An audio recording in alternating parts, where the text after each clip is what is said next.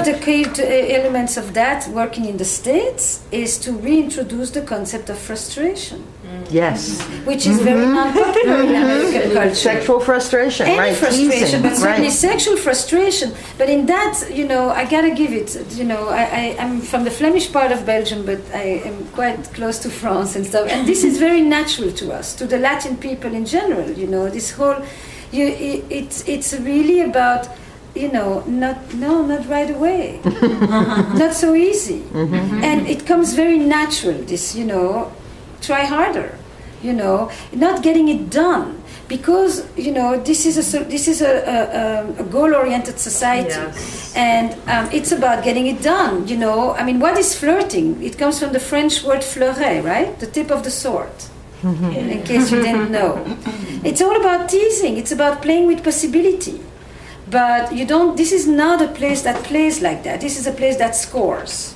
Right. You get it. Right. And if you haven't scored, then, score as quickly as possible. You score as quickly as possible, because that's success, that's achievement.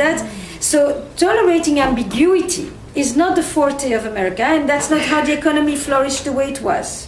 There is applause to that, but it makes for great economy and a terrible sexual situation. And I'm not sure the economy is that great these days.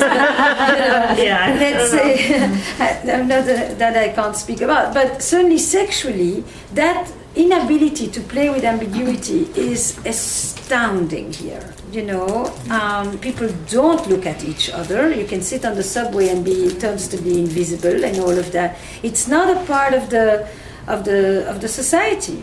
It's not in the game. You go to Mexico, you'd have only one border to cross and another world unfolds in front of you. It has its own issues. There's not a single one that's problem-free. But that is not part of the ambiance here. It's not very poetic. It's doing it, getting it done.